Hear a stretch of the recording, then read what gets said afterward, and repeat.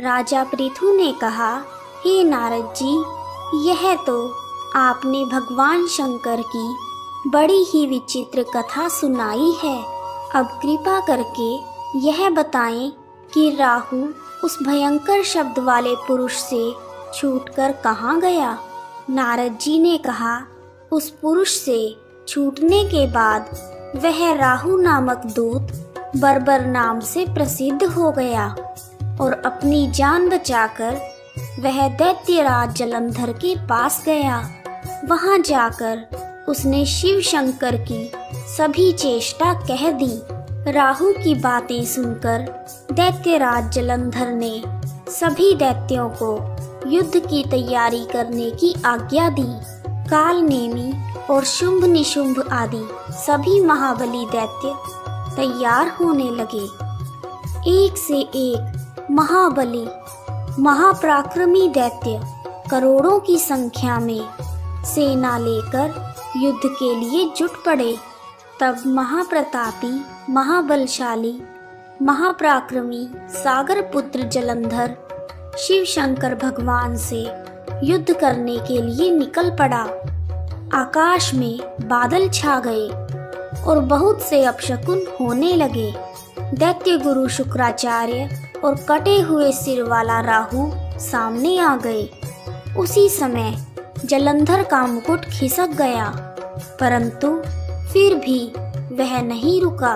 उधर इंद्र आदि सभी देवताओं ने कैलाश पर शिव शंकर भगवान के पास पहुंचकर सभी वृतांत कह सुनाया और यह भी कहा कि आपने जलंधर से युद्ध करने के लिए भगवान विष्णु जी को भेजा था, परंतु भगवान विष्णु जी तो जलंधर के वशीभूत हो गए हैं और विष्णु जी लक्ष्मी जी के साथ जलंधर के घर में निवास करते हैं।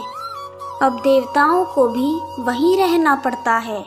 अब वह अहंकारी और बलशाली सागर पुत्र जलंधर आपसे युद्ध करने के लिए आ रहा है, अतः आप उसे मारकर हम सबकी रक्षा कीजिए। प्रभु, उस दैत्य का संहार कीजिए। देवताओं की बातें सुनकर भगवान भोलेनाथ ने विष्णु जी को बुलाया और पूछा, हे ऋषिकेश, युद्ध में आपने जलंधर का संहार क्यों नहीं किया और वैकुंठ छोड़कर आप उसके यहाँ निवास क्यों करने लगे।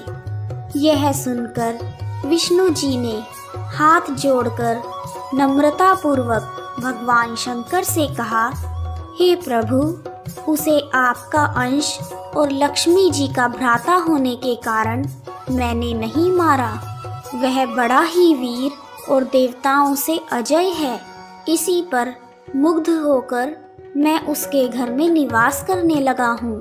विष्णु जी के इन वचनों को सुनकर भगवान भोलेनाथ हंसने लगे और उन्होंने कहा, हे विष्णु जी, आप यह क्या कह रहे हैं। मैं उस दैत्यराज जलंधर को अवश्य ही मारूंगा। अब आप सभी देवता निश्चिंत होकर अपने स्थान पर जाइए। जब शंकर जी ने ऐसा कहा तो सभी देवता निश्चिंत होकर देवपुर चले गए। उसी समय पराक्रमी जलंधर अपनी विशाल सेना के साथ कैलाश पर्वत के समीप आकर घोर सिंहनाद करने लगा। दैत्यों के नाद और कोलाहल को सुनकर शिव शंकर भगवान ने नंदी आदि सभी गणों को उससे युद्ध करने की आज्ञा दी। तत्पश्चात कैलाश के समीप भीषण युद्ध होने लगा। दैत्य अनेकों प्रकार के अस्त्र और शस्त्र बरसाने लगे। भेरी, मृदंग, शंख, वीरों, हाथी, घोड़ों और रथों के शब्दों से शाब्दित होकर पृथ्वी कांपने लगी। युद्ध में कटकर मरे हुए हाथी, घोड़े तथा सैनिकों का पहाड़ बन गया। रक्त मांस का कीचड़ पैदा हो गया। दैत्य गुरु शुक्राचार्य जी अपनी मृत संजीवनी विद्या से सभी दैत्यों को जिलाने लगे। यह देखकर शिव शंकर भगवान के गण व्याकुल हो गए। और उन्होंने भोलेनाथ के पास जाकर सारा वृतांत सुनाया।